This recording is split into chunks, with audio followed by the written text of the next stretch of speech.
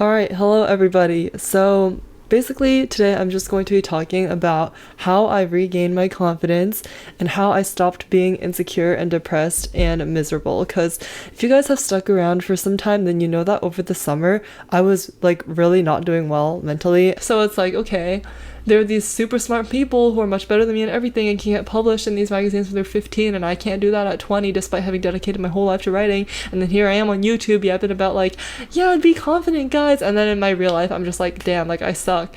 So yeah, over the summer I was talking a lot about how I was like insecure and depressed, specifically in the aspect of like my life, like how I'm doing with my life, feeling like I'm behind, feeling like constantly comparing myself to my peers at school. And especially as a creative person, I'm an author and I like to write and make things. I was really comparing myself to the progress of other writers and other creative people, and one thing that I talked about a lot was like rejection and how a lot of the writing that I was doing was getting rejected from publications. Like how I was comparing myself to these younger writers who already had like more publications than me.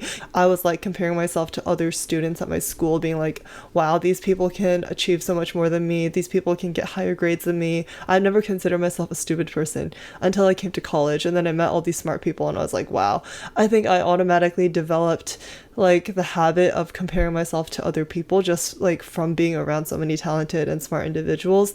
And I think that this all like peaked a lot over the summer when, I was in the trenches with all my writing stuff, and like I was dealing with like hate online, and just like all this stuff was just making me feel super insecure and like super sad. And recently I was actually able to free myself from the shackles and rise up like a phoenix. So let's get into it. I'm going to be sharing with you guys a couple of ways that I was able to stop being insecure and decided that I was actually the GOAT and that I was actually cooking. So yeah, let's just jump right into it. So first thing I did was getting into action and building momentum. So what I mean by this is that first, I need you to kind of look at the source of your insecurity. I was insecure because I felt like my writing was not good enough, or I felt like I was not smart enough. And I was depressed because I was not happy with anything that I was writing. I was not happy with like any of my progress. Like I genuinely thought I was like the worst person on the planet. And so that was my insecurity, right? And then so the next thing I need you to do is like to think of some actions that you can do to directly combat that. Because I know that when you are in eras when you just feel so terrible and icky and you're just in this slump and you just don't feel like doing anything or getting out of bed, the last thing you want to do is do something. Like the last thing you want to do is do anything at all, much less an action that directly confronts your insecurity. Because so much of my insecurity revolved around writing and feeling like I wasn't good enough of a writer, feeling like I wasn't making enough progress. The action that I decided to commit to was writing 1,000 words a day for a novel that I really wanted to finish, because I had been like writing this novel on and off throughout the entire summer, and I was like, okay, because I feel so miserable and because I feel so unproductive and I feel like I'm not a good writer, I'm going to directly look that fear in the eye and just like go for it. So during the month of October, I just sat down and I wrote 1,000 words a day for that novel. And I was able to do that every single day. And then I finished the book at the end of the month. So now the first draft is done. So I think that this really helps because like a lot of the time, lack of action is what causes anxiety and fear. Start doing something, you put in the work, and over time, like you see results, yes, but also more importantly, over time, you start to trust yourself more. You build this ability to follow through on the things that you say you're going to do. Being able to trust yourself is so important. And it is, I believe, like a pillar to being able to like yourself as a person and respect yourself as a person. Like you need to be able to commit to things and finish things and like do things that you say you're going to do. And especially if they're related to your insecurity the way that mine was, I think looking your insecurity in the eye and directly doing actions to combat that, to look that right in the eye, I think that's really invaluable. And I think that when I was like doing the October like writing challenge that I imposed upon myself, I think a lot of the time I still had all of these fears and insecurities. I still constantly felt like I wasn't good enough. I constantly felt like what I was writing was terrible, but I just continued writing anyway. And I think that that's something that like people need to know how to do, is like the ability to continue even when you can't really trust the process yet. Like even when you can't really see the value yet, because the value will show up eventually if you just keep putting in the work, if you just keep working on it and editing and making it incrementally better. And so I genuinely do believe that putting in action can help you combat insecurity.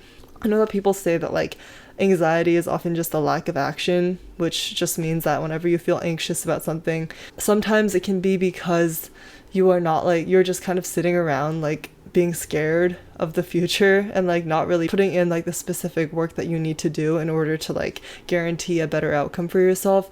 And so I think that genuinely like getting into action, like doing stuff, identifying what your insecurity is and directly taking actions against it, like just kind of breaking your way through that barrier, I think is really important. And I know that it's really, really hard because I said in a previous video that an object in motion stays in motion. So if you are just so used to like bed rotting and not doing anything, then the last thing you're going to want to do is break from that course of motion. And so I think that it's like a band-aid you got to rip off. Like it takes a lot of willpower and a lot of effort, but I do think that this is a great way to like believe in yourself and to believe that you are goated and that it's not over for you. Like, you know, maybe the insecurity might never fully go away, but you are bettering yourself. You are bettering your skill. You're questioning the truth of the insecure thought. Like insecurities are things that are subjective. Like we kind of have them in our head. Like it doesn't necessarily mirror reality. Like just because you think you're bad at something doesn't mean that you actually are necessarily. But the actionable steps are things that are objective. Those are things that are tangible.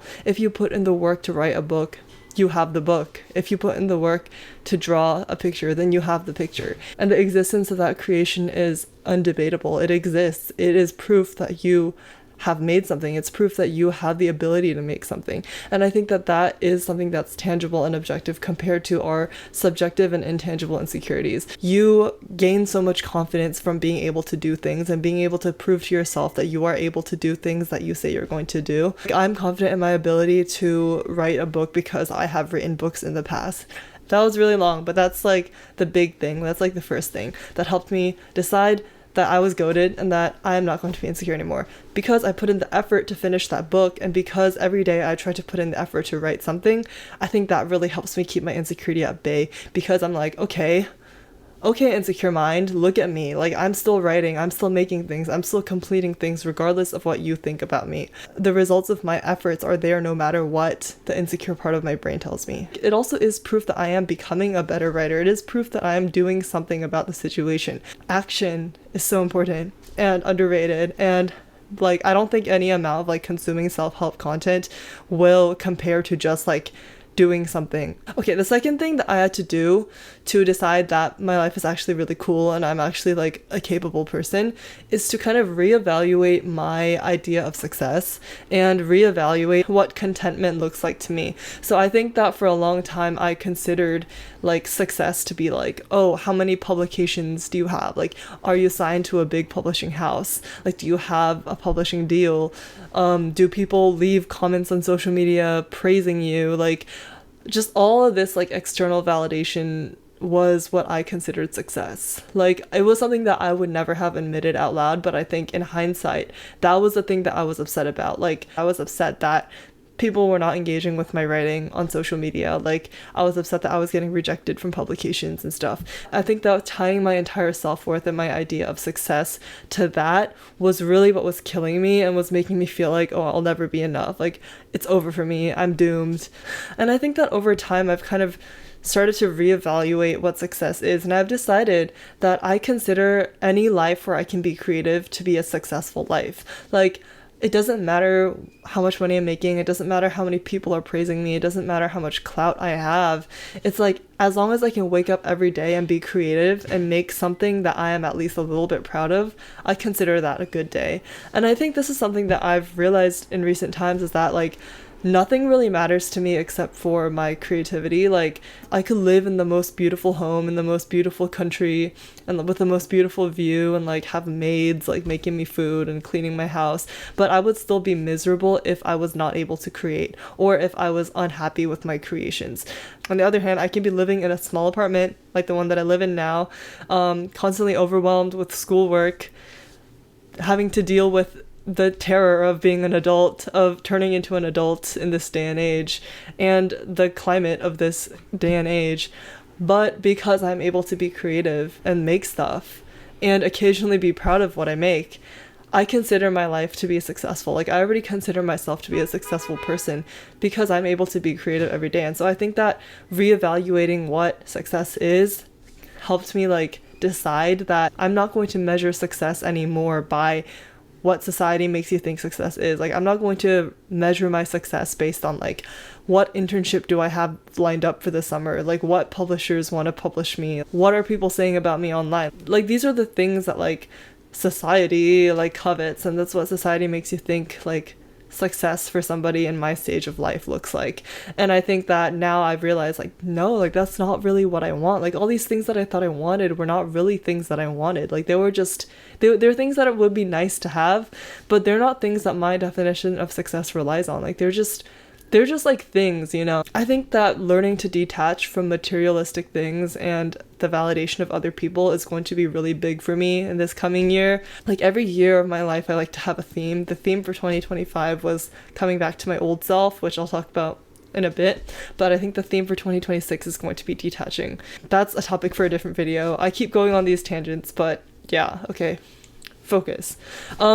That's something that you also should do, is like reevaluate whether or not your insecurity comes from a genuine belief that you have or from a belief that society teaches you to have. Okay, the third thing that I want to mention is reconnecting with my old self. So as I previously mentioned, this has been a huge thing for me this year. I'm 20 now, I'm almost 21, and I think that like I've been slowly coming back into the person that I was as a kid, because like as kids we are our most authentic selves, and like when you're a kid, like you don't have the cringe filter built into you. Like, you just do whatever you want to do, you like whatever you want to like, and like you don't really have that concept of like, oh, this is cringy, this is embarrassing, this is weird, like people are gonna judge me. Like, you don't have any of those barriers built into you when you're young.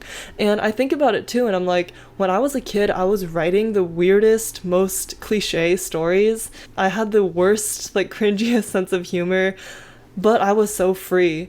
And so I think that now, like, I've been really getting back into like my interests as a child, like making crafts and like casting spells. Like, I literally bought this whole set of candles because I was like, this is something I used to love in middle school, is like casting spells. And like I started writing songs again because that was something I loved to do in high school. And I've been like rekindling a lot of my interests. Like, I started listening to some of the music I liked in middle school and high school.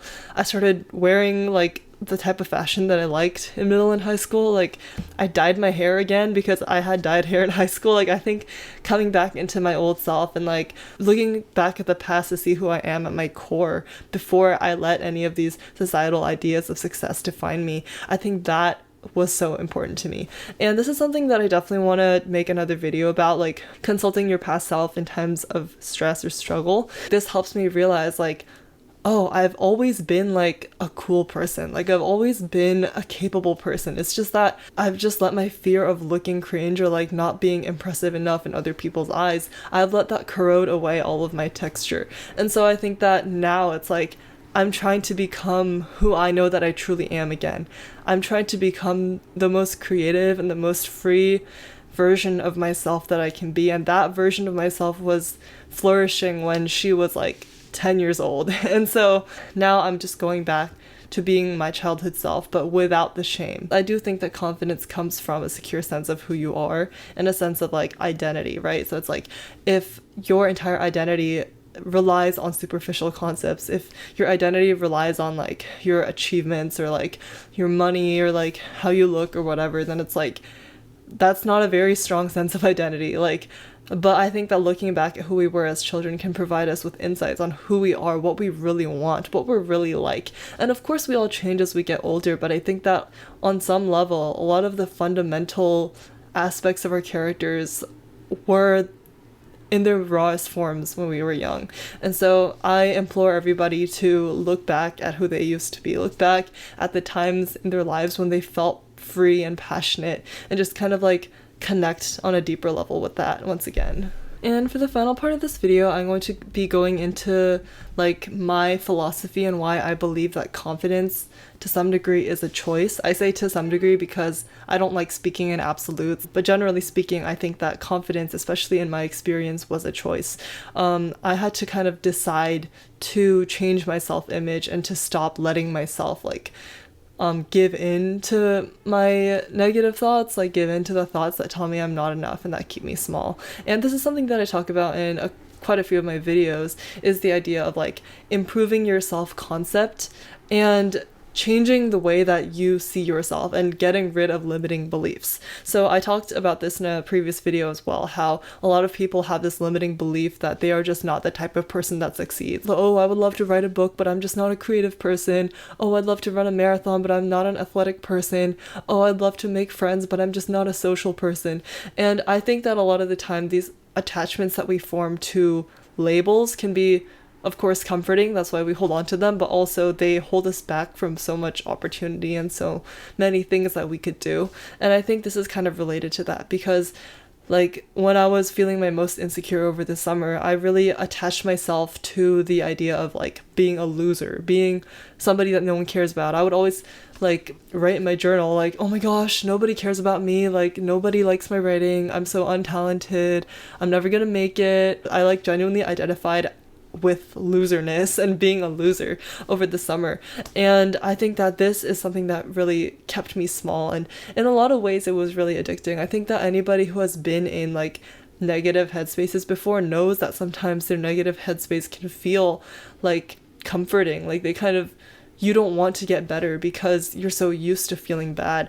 So I think that when I decided that I was going to be confident and I decided that I was going to be back, that was like a choice that I had to make. I had to look at myself and be like, I don't want to identify myself as a loser anymore. Like, I don't want to consider myself a bad writer anymore. I'm just going to decide that I'm actually like good at things and that I'm a capable human being and that I'm actually smart and not cringe. I mean, it's okay to be cringe, but you know what I mean. Every time I have a negative thought, I'm going to challenge that. Every time I feel insecure, I'm going to look into why I feel insecure and then either make efforts to like improve myself or just kind of put it out of my mind, because at the end of the day, like being insecure is not going to help anybody. If anything, it might end up hurting other people in your life if you project insecurity onto other people, as so many of us frequently gravitate towards. Confidence for me was a choice. Like it was a choice to like stop making myself small and to stop seeing myself as a small person. And so I think that, of course, like this is hard to do. Everything I talk about is hard to do, but I just like to talk about it because it's stuff that I've been through and that I think is important to give some insights on. Once you start telling yourself that you're a confident person, once you start acting like a confident person, then I think that the actual confidence follows. It kind of ties into my first point about action. It's like once you start writing, regardless of your insecurity that you're a bad writer, eventually you will become a better writer because you're writing. Confronting yourself is really uncomfortable, but I think at the end of the day, like if that's what you want, you really do need to just decide that you're going to make the change. Yeah, I hope this video was kind of informative.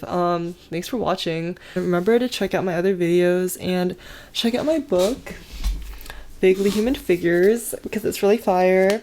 My computer just ran out of storage, so I had to refilm the ending, but yeah, thanks for watching. I'll see you later. Toodles!